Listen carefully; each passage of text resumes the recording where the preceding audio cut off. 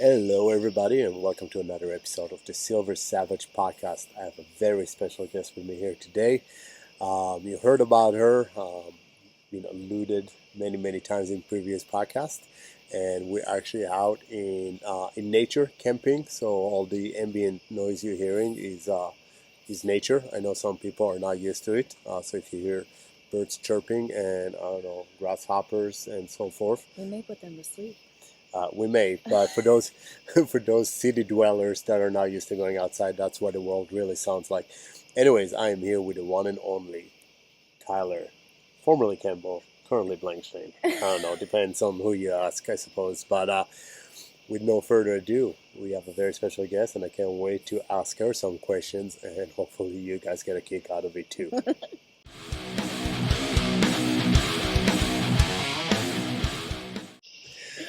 I was So, hoping you would say Tyler so that I can go Sviel. no, people don't know my name. Now I they know. don't know my name. See, way to give away the big secrets. Anywho, so Tyler, for those that don't know, Tyler is my wife and my partner in crime in a lot of things that we do, and she's the one that tolerates me and puts up with me, and on the same token also pushes me, and the reason for a lot of the things that I'm doing and accomplishing these days, and I am very proud to have her here. So I'm gonna ask you some questions. I'm gonna put you on the spot on a few things, Oh boy. and feel comfortable to be honest, Mhm. and hopefully everybody learns something. So let's start with the obvious. People may want to know how we met up, and they know that you are my fourth wife. Yep. So let's start with that. Actually, how does it feel to be the fourth wife? Well, I have a role model, and I don't know if I should say a role model, but my father was married 4 times. So Your father is my role model, to be honest. Exactly. And they say you marry your father. So that's kind of what I did. I No was doubt. looking for With the the record. exceptions that your father is a lot handier than I am. He is a handyman. He is I don't very know. handy. You have a different skill set though. We do have different skill sets, but I love your dad, You so complement each other. I certainly don't mind being compared to your dad. So John, if you're listening to this, love you, buddy. Love you, Dad. He's heard all the jokes. No, but all joking aside, I mean, there's baggage that comes with me being priorly married. You've never been married before. I'm your first husband. You're my fourth wife. I come with kids. You Yep. came with 2 dogs. Yep. And then Um, we made a kid. and then we made a kid. So I came with 3 kids. Sorry, did I say I came with 4 kids? I don't know. You just said kids. Okay, I came with kids. Thank you. I came with 3 kids. You came with 2 dogs. But coming into a relationship, and some of our listeners, just to put it in context, are for the most part men in our age group. Some of them are divorced. Some of them, come out of relationships, and that's always a concern, right? How will somebody else accept me? Knowing that I bring all that baggage with me. So how did you manage that? That's A lot of therapy. Yeah, yeah, a lot of therapy. No, that's a good question. All fairy tale, mushy answers aside, I will say that for our relationship, I do believe with the amount of intense, love that we have for each other, and we've talked about kind of our relationship being meant to be in a sense, what have you.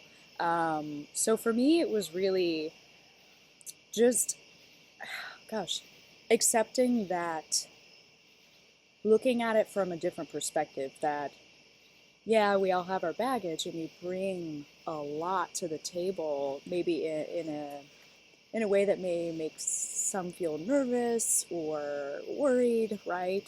But for me, looking at it as you have experience, and we've talked about that too, but I'm like, hey, he's done this a time or two, or three, before, now 4. But you've had that under your belt. So for me, I don't know. I feel like I almost got the golden ticket. Okay, so spinning everything in a positive way. I Yeah, like it. yeah, I like it. yeah. Guess some of us can learn a lesson too from that in other elements of life as well. Just looking at the positive in everything. Mm. I share with you and with our kids. recently, the last few weeks, I've been reading a book about the gap and gain, and how we can look at our day or life or whatever you want, right, or any specific topic as a loss. Like there's an ideal, and we can never reach that ideal, or we can look about at what we accomplished, right? And I certainly was trapped in a gap, right? Whatever I did, and I guess that's a problem with a lot of overachievers in a sense, right? We're never satisfied. Like there's always, okay, we could do better, we can do that or accomplish that, right? And you actually come into this relationship, they say, well, this is all a gain for me, right? You're not looking about what you don't have or an Yeah. idea. You're looking at all the positive that comes with it. So I do appreciate that.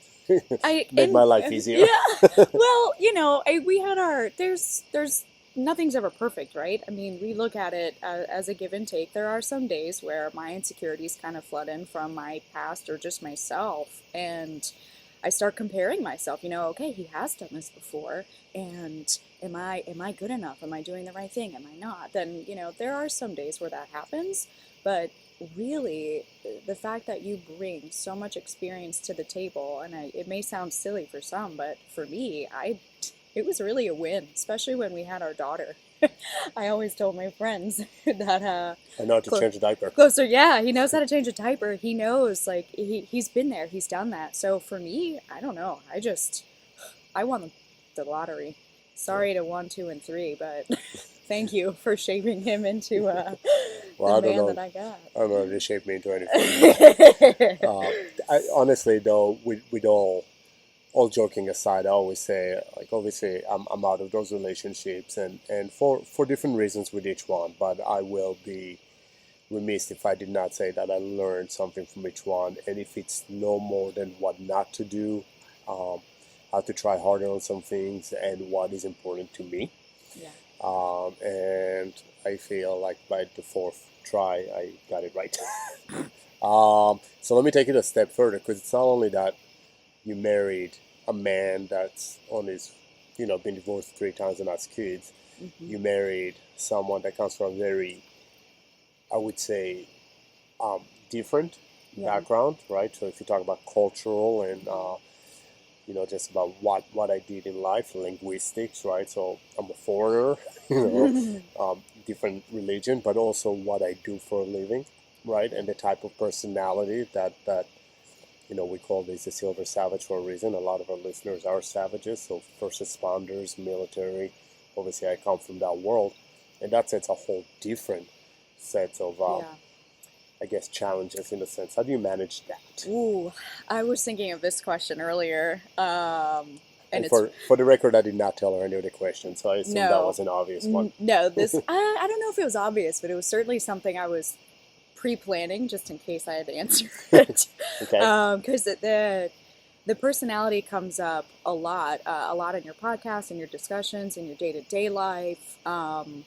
I like to think of myself as like as a savage in my own way, like this Certainly are. little teeny blonde savage. But I'm really just a big softie. You're a Uh, Tasmanian devil. You just. Apparently, I have some aggression down in there somewhere, but I cry at everything. Here's a tangent. Anyways, so that is kind of part of my answer, though. I'm a very sensitive person. I feel everything. I feel everyone's everything. Um, so that being said, having someone with a very strong personality, and someone who's very sure of themselves. They have structure, routine. I do not. I'm still working on it.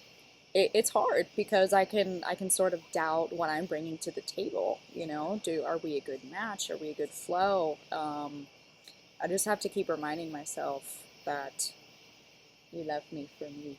I do love you for you, and I always tell you that not to compare yourself to me, Yeah, right? Because I do right, recognize I'm a little bit different in some things, right? right. But So since yeah, sorry, since you brought yeah. that up, though, Hmm. is there anything that I can do better? And on that talking, other listeners that are facing similar issues, like they are also savages, but dating or married potentially to someone that is not quite from our world. Is there something that we can be more aware of or do better that would make you more comfortable? that was gonna go, and my next part of the answer was the fact, understanding you, where you've come from, and your personality, right? Especially your history with where you grew up, your family history, your military background, that savage part, that part of you that is something I've never experienced. You and I have had those conversations. You have trusted me and felt safe enough to open up and talk to me about certain things, and give me a little bit. You've painted a picture for me. So for someone that's not been in your shoes, you have put me there kind of vicariously, and that's made it a lot easier, I guess, than just starting from scratch, to be able to kind of see where you're coming from, on a day-to-day basis with those routines and structures, and how and when you want things done. And it takes me a minute, just, but it's really helped. So you putting yourself out there and being honest with me, that helps. So, what are some quirks or routines or whatever you want to call it that I have that you need to anticipate or know that it's going to happen? So, He knows it's coming. Being on time for things, oh being yeah, early. I'm very punctual, which you are not so much. I am not. John, if you're listening to this again, you failed on this one. I'm just saying. And I was just about to say, for background, my dad, John, so he is very similar to my husband in many ways, not just the wives part, but the punctuality, and having structures and time, and having self motivation and drive. Whereas my mother, sorry mom if you're listening, I know you have been lately, but was always very more lackadaisical. She liked to sleep in, and we were never on time. So I kind of took that. I once saw you. There was a meme or a thing on Facebook that says if there was one person that you had to invite to an event and you win, I don't know how many $1 million, if you know they'll be late, who would it be? And I It tagged was your my mom. mother. Yep. But she never accepted my friend request on Facebook anyway. So I'm Still taking that hasn't. as a hint. Uh, Oh, but yeah, I would say. so aside from punctuality, though, let's talk personality-wise. Like, are there certain triggers that I'm going to be more worked out at, or less worked out, or do you expect a certain response for certain things? Um, you may have to bring something up if I'm not on the same wavelength. But what's coming to my brain right now is figuring out that if we have a little tiff going on, or maybe you're agitated by something, and we're just kind of not matching up emotionally at that moment. You can't be there for me quite like I need to be there for you, and it's just not working. You need time to process things, especially if there's something going on between you and I. So if we're having a disagreement or a discussion that gets a little uncomfortable, maybe talking about past things, which try and get that all over with people. Just get it all out there. No. Anyways, but things that we may feel a little bit uncomfortable with each other. I need the problem solved right away. I need to be loved. I need to be touched, but also I need to get that problem out right then and there. Whereas you need time, because you don't want to react emotionally in a way that you find negative. So that is certainly something, but I actually think it's a really positive thing. I also think that I've done a better job, and correct me if I'm wrong, in articulating to you that I need that time. Because I think at the beginning I didn't. I would just Right. shut down, right? Right. You would just kind of shell up, and I would have to poke and poke and poke, but I poked too soon. So now we have a system where you tell me Start that poking. you need to, and then if you don't by this time, then I can start poking. Right. And I think you've taught me how to do that too, some. Because Yeah. I realize I react emotionally sometimes. I would too. honestly say that one of the biggest things that I learned over my relationships and try to implement very, very much in our relationship is just communication. Like everybody always says, communication is so important, right? But communication can take on so many different ways and levels and ways of manifesting, in a sense, right? Yeah. Different people communicate in different ways. Yeah. And I think we've done a good job of taking my history, in a sense, and my lack of communication, and trying to learn from it and say, okay, let's not repeat those mistakes. How do we gap that, I guess, that barrier, right? The way that I handle things and the way that you handle things, so we don't come into that miscommunication or jump into the wrong conclusions when we don't have to. Right. And I think we've done a much better job recently of kind of realizing when we start to go in circles. That's one of my quirks. I'll go over and over again because I think he's not hearing what I'm saying, and I need him to understand every little fabric of what's coming out of my mouth. But, we've done a really nice job kind of recognizing, okay, we're getting to this point of no return at the moment. Let's pause and come back. And that's been really helpful. But another part of the communication, but 100%. And I just heard this thing, read it the other day, where it said having someone that you can communicate with is essential, but having someone that can understand you, even when you think they may not, was crucial. And I was like, huh. That is very deep. Yeah. You know me. I'm going to need to internalize that and get back to you. All right, I'll poke in 2 days. let me take it to another layer then.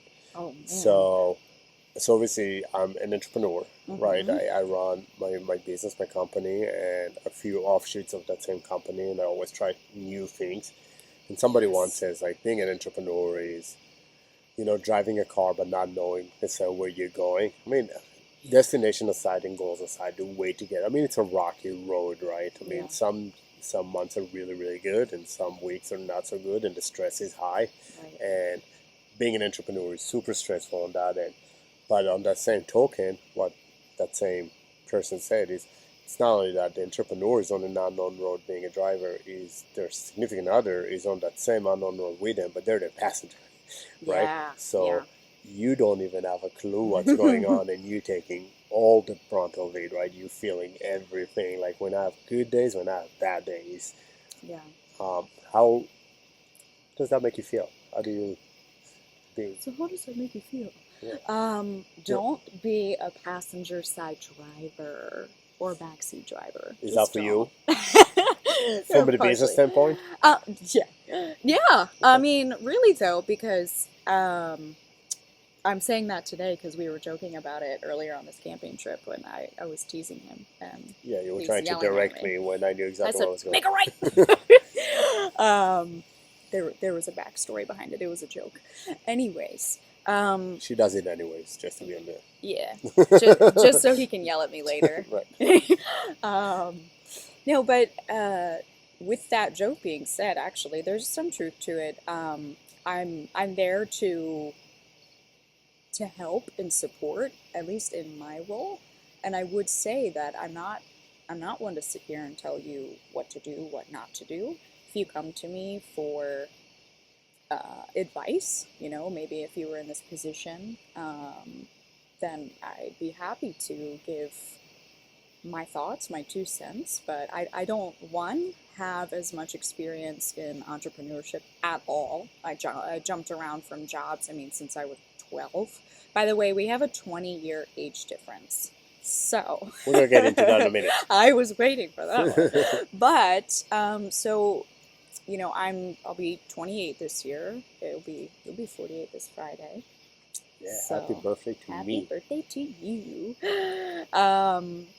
And so I don't have as much experience in that aspect either when it comes to time. But I will say that I am just in awe of your self-motivation, of your drive, of how you handle all of your businesses all the time. I can't even remember when I start laundry, I end up sweeping and then in the backyard picking up dog poop. Like, I am so all over the place. I don't know how he does it. So I realize the best thing I can do is just be supportive. When I see you come home and your shoulders are hanging a little bit lower or a little bit higher, a little bit more tense, I always make sure that I can at least give you a hug and kiss and ask you, what can I do to make your life easier, to make your life better? And you do a phenomenal job, but let me kind of dig a little deeper then on that one, just because I do recognize that it's hard. Listen, most relationships, right, everybody says that the biggest issues in relationships are communication or lack thereof, and finances, right? Yeah. So being an entrepreneur, it's a roller coaster in that sense. Again, some months are really, really good, and just go buy whatever the hell you want. Nobody cares, right? The other months is like, oh, we got to tighten the belt a little bit. This month we didn't make the numbers that we are looking for, and there were unexpected expenses and so forth. So again, at least I can anticipate some of that because I know what's going on. You kind of being dragged along for the ride, right? Yeah. Does that add a lot of stress in you? Is there anything that other entrepreneurs out there is listening to this that have significant others that are dragged along for the show? Is there something that we can do to make it easier on you? And again, understanding that we don't want to burden you necessarily with all the ins and outs of the business. There's a lot of interpersonal Right. things, managing people, right, clients, and proposals and stuff like that. And I don't say you don't need to know that because I don't want to sound condescending, but there's really a lot of like just it's not needed. yeah. It's undue stress and So what can we do to make you feel less kind of like hanging out there with no control? Like, oh, you might need to find someone else to ask that question. well, Just you're my significant other. I know. I can ask a But therapist.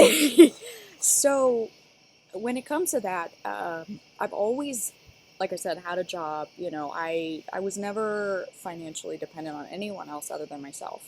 And for a little bit of background, I started working for Masada, shortly after we met. I was doing security, so I had, Steve, hi, taking your spot today, but was my boss, and I'm air quoting, because my husband didn't want to be my boss. I don't want to be your boss. And he still doesn't. And I think that's a whole different conversation in a sense, but in part, that's been the only thing that's really been stressful. I don't really ask a lot of questions other than kind of your well-being. So I guess being on the same page of whose role is what, and I guess, like you said, communicating kind of, this is where we're at, things are good, this is going, not sharing too much information, not because you don't trust me or you don't want to know or don't want me to know, but just so I have an idea. And maybe if things do get a little tough, maybe I do need to pick up somewhere else.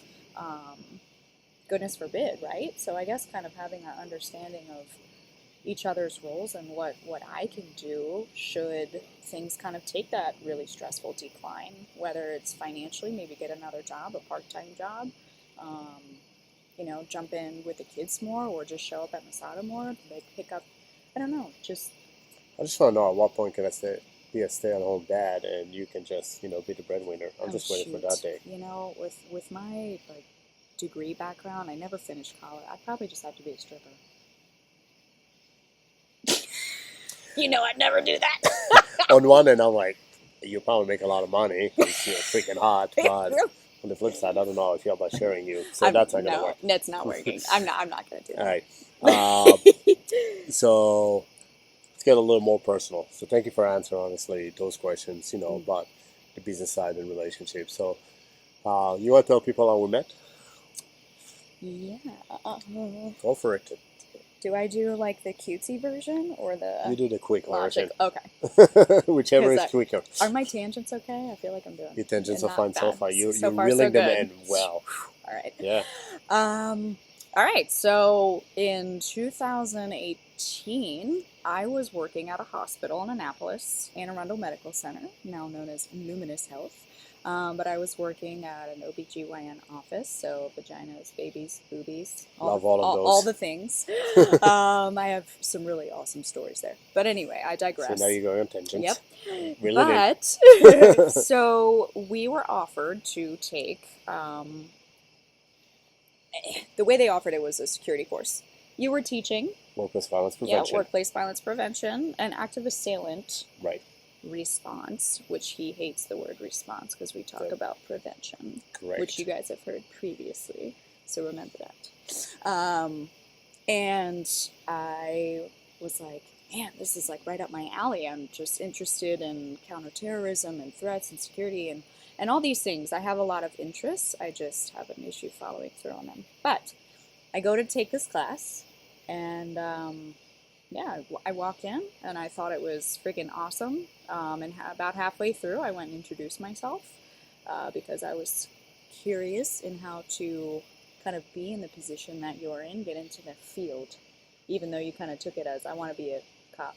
I just thought Well, I had to at for first. for context, right? So she came to me, and first of all, again, for those that don't watch the video, and she's not gonna like me saying that, but she's a very attractive individual. So she comes to me, right, and she goes, "I want to get into law enforcement. How do I do that?" I said, how I want to do what you do.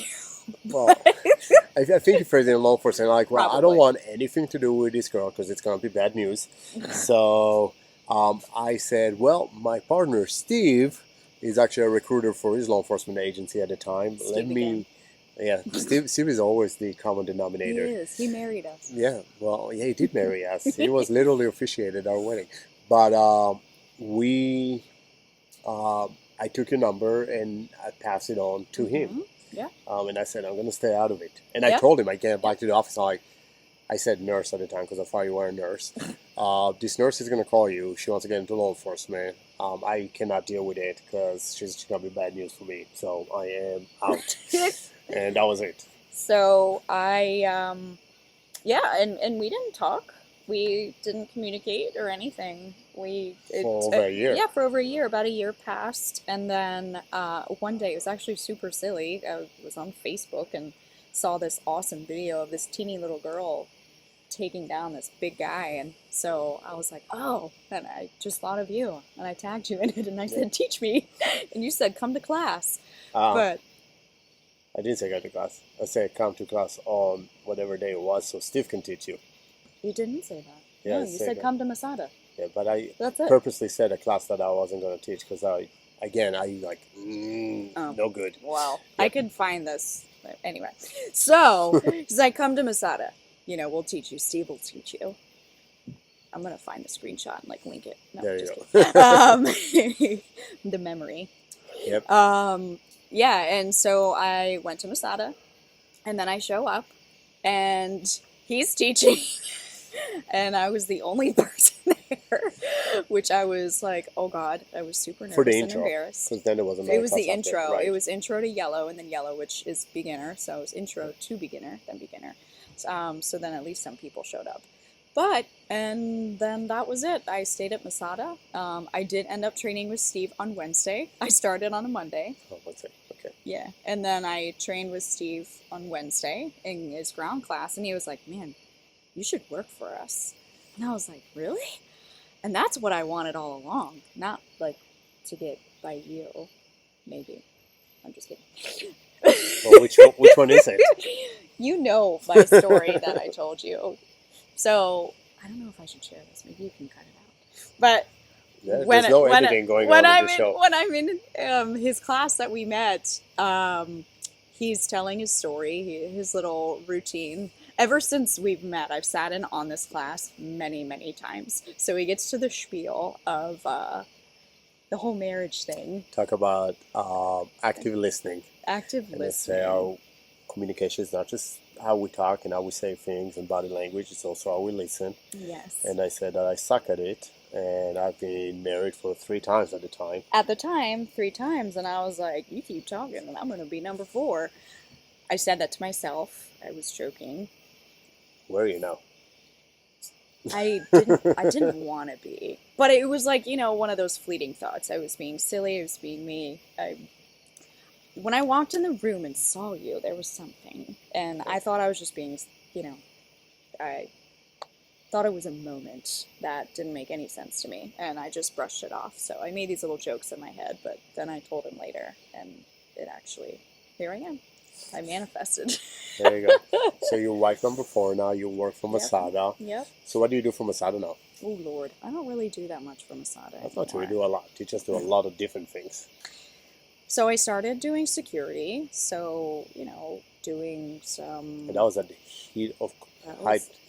height. Yes. Sorry, can't height. speak. Height of COVID. Height of COVID. So you were thrown into the deep end of doing security at a hospital Yeah. at the hottest time around. Yeah. That was interesting.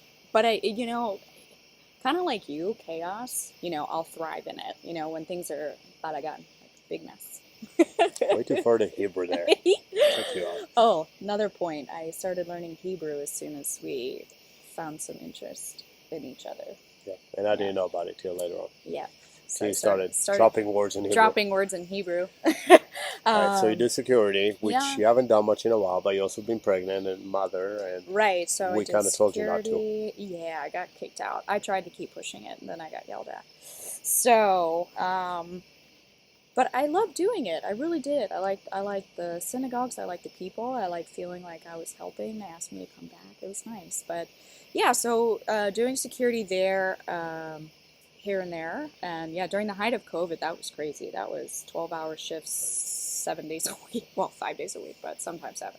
Cool. And what else do you do? So I help with social media posting right now, because when I got pregnant, they were like, here, let's do some admin stuff. So I helped in the gun store that you had at the time.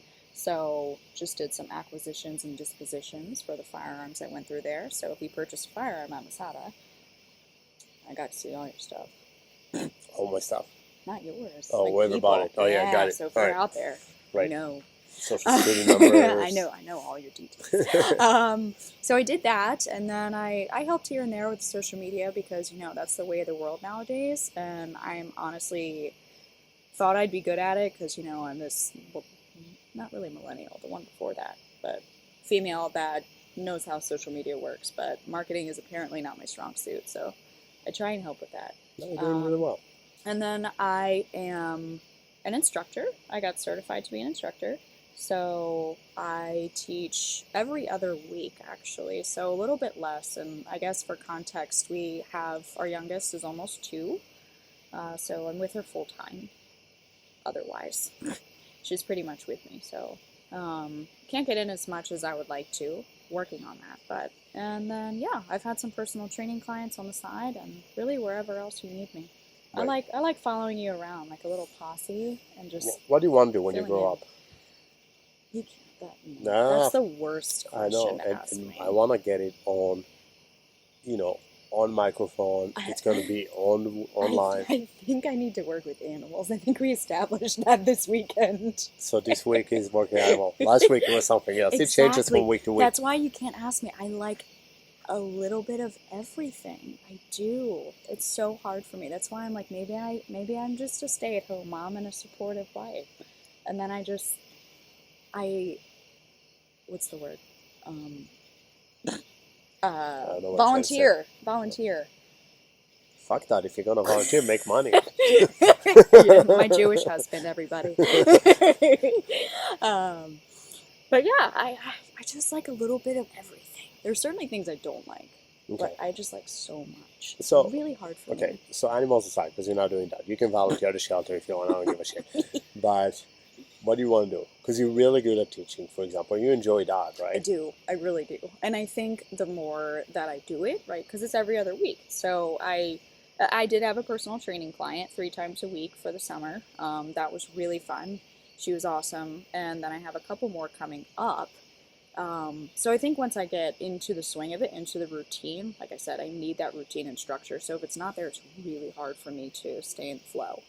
But whenever I go to Masada and I teach, I just get all these really awesome feel-good endorphins and serotonin. I really love teaching. That's what I want to do. I want to teach. And you were going for your pre- and postnatal certifications from fitness standpoint, right? Yeah, I started that when I was pregnant, and I thought that I would be able to finish that. But I'm really bad at school.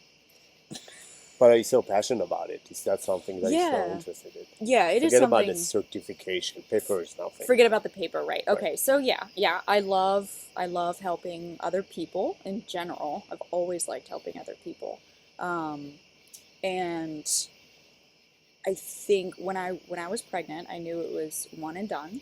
So I did an immense amount of research into having being most prepared that I could possibly be for any scenario throughout pregnancy, labor, delivery. The only thing I missed was postpartum. I didn't do very well with that. That's another story. Well, we're going to get into it in a minute. Oh boy. Yeah. But helping women understand, their bodies and how it works, and with babies, and we don't talk about a lot of these things. It's kind of, we're in this culture, this fast moving pace. Here you go to the hospital, boom, bang, done, and there's just a lot of other options. So I got really passionate about helping women understand that there are different ways, and they don't have to do what society tells them they need to do when it comes to their bodies and pregnancy mostly. So I just wanted help women feel as healthy as they could during and after. So I looked into pre and postnatal certification, especially through fitness, because I've always been an active person. And again, starting teaching self-defense and Asada. So kind of just bringing them all in together. I didn't want to limit it to just people that want to learn Israeli combat system or Krav Maga self-defense, or just women here and there, but just everyone. And women that have babies. When you become a mom, you kind of feel like you lose a little bit of yourself sometimes. And I want them to feel that that's okay, and we can get back to being better. All right. That was a So long answer. that was a long Whew. answer. So you mentioned postpartum, and we're Mhm. not gonna make it this long, but just so people know, get a little bit more of a glimpse into the inside of Tyler, because I would give it to you. I deal with a lot of shit, and you put up with all of it, right? And you've been so awesome on everything. And one of my biggest regrets is not being there for you as much when you needed me. Or let me rephrase that. I thought I was, but certainly not to the level that you needed. So after we had Gal, our daughter, right, you you did really well for a little bit, but then it got really bad. Yeah, yeah. So for those that don't know, which I don't know really why you would unless you know me, but I suffered postpartum depression pretty intensely. Um, and finding out that it is such a psychological and hormonal shift on your body and mind and soul. I you can't prepare for that, but you can certainly educate women. So that was something that I really got passionate about. But regardless, I will say the first few days when we came home, when we had her at the hospital, it was like hearts and flowers and rainbows. It was just all the oxytocin running through my body. It was wonderful. When we got home, it was like, it didn't matter if it was day or night. It was like this dark black cloud of worry and fear and anxiety and just not knowing what was up or down. It was the hardest thing to explain, but it was terrifying. I mean, you saw me. I was just crying, just Hmm. shaking and crying, and not just worrying about the baby, but just feeling like my existence. It was just so confusing and scary as a person. Um, so huge shift mentally. I did feel very, very fortunate that you took off 2 weeks to be with me, to stay at home as much as you could to help. We got the other kids. You would go and leave and get them, but you were awesome, and that's where your experience with having children really was like just incredibly helpful. Having those relationships prior, having children prior, you knew how to help. You knew when, okay, it's time for me to take the baby. You go take a shower. You go take a break. Like, go nap. Go rest. He would always tell me, go sleep. And because I couldn't sleep for days. I mean, I hadn't slept for probably 5 days. It was awful. Anyway, but you were amazing with that. But I still just couldn't sleep. It wasn't his fault. There was nothing I could do. Um, It took almost a year and a half for you to realize that and finally seek the help that you needed. yeah, And throughout that year and a half, we had our own ups and downs in the relationship, not knowing that there's this underlying current or issue right. that is certainly, I don't know that it was the cause, but certainly didn't help anything. Yeah, I've had previous, anxiety and depression in the past that I took medication for. Nothing crazy, but at all really. I was very fortunate and came off of it, and for years it was fine. But I knew that was in my history, so I thought I'm predisposed to this, right? What have you. Um, And I feel like I should have been on top of it more beforehand and kind of prepared myself, but I thought I'd be able to handle it feeling so mentally healthy and happy, but it's just nothing you can do. So about 4 months in, I was like, I think I need to go back on my medication. Got back on. Took, it was good for a little while. Yeah. Took myself back off because things felt good, you know? That means the medication was working. Right. And, you know, me being stubborn, I thought that I could do it myself, and I couldn't. So, Well, long story short, yeah. took about a year and a half. You finally got in touch with the right people that put you on the right track, and you take all the right steps, and you're doing awesome today.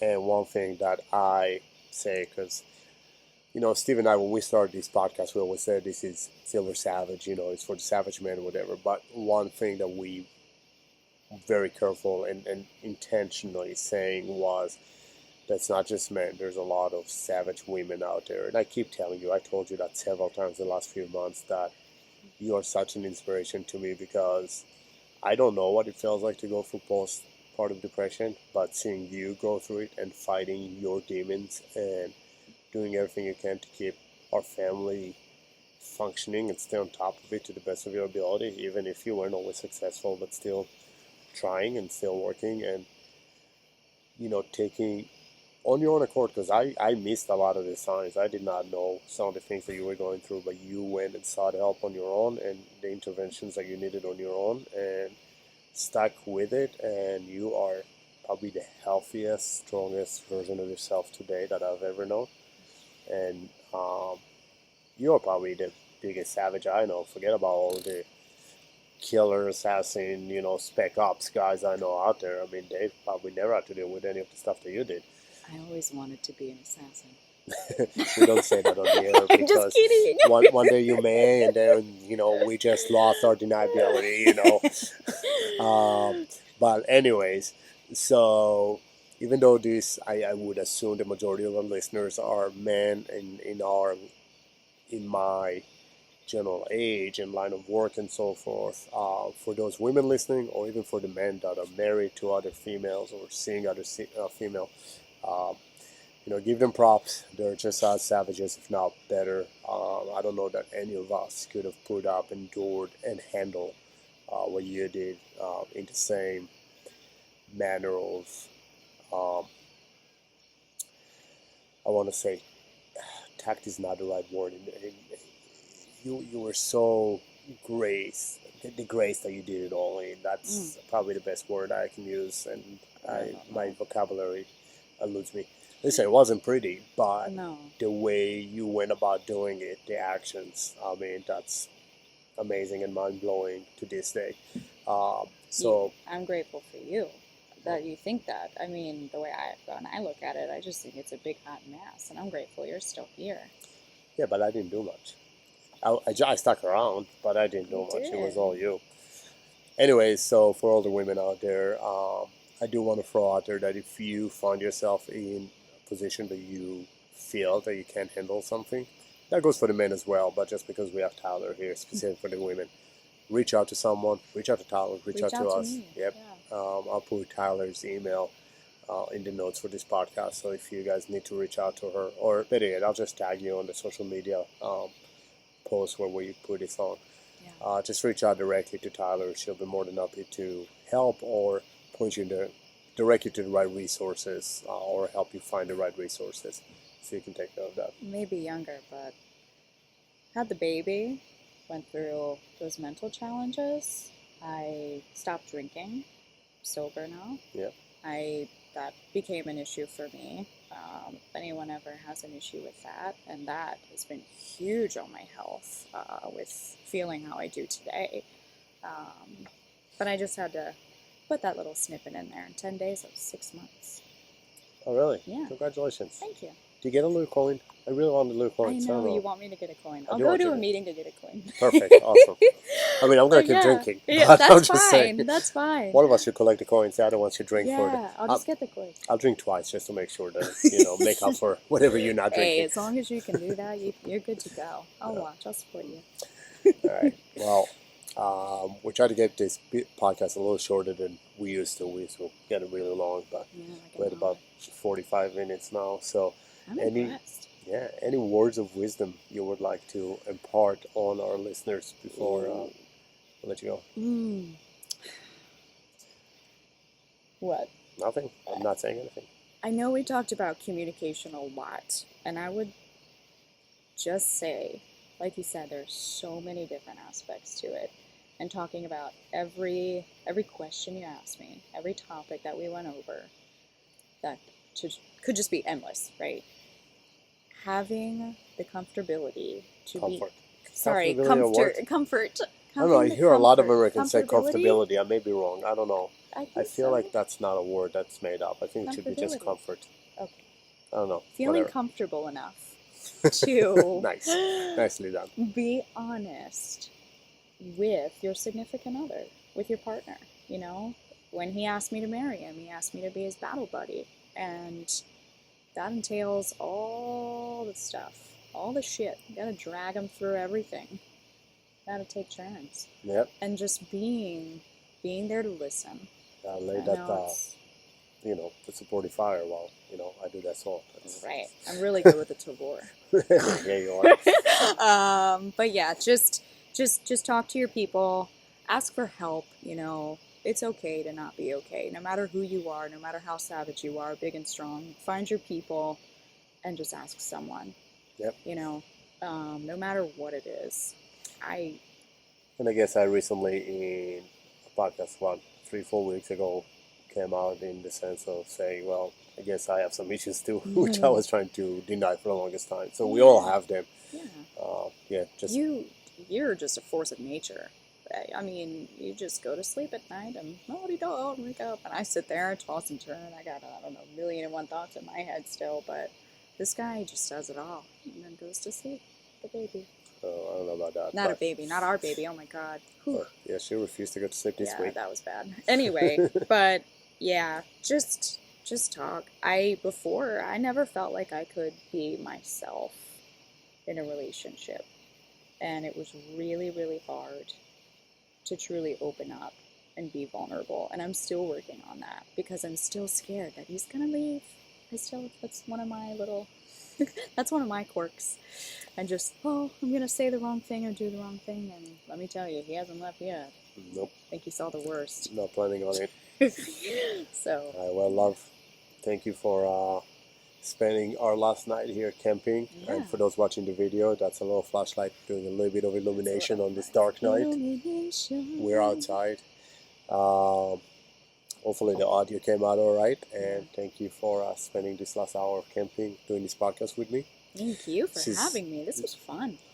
I liked it. Don't get used to it. You can't come on a regular basis. Shit. Yep. Talking mushrooms. I want to make my own. For those, this is going to drop on Monday, tomorrow, Labor Day. So wishing everybody a happy Labor Day. Happy Labor Day, y'all. And great week. And I will catch you guys next week. Stay savage. Stay savage.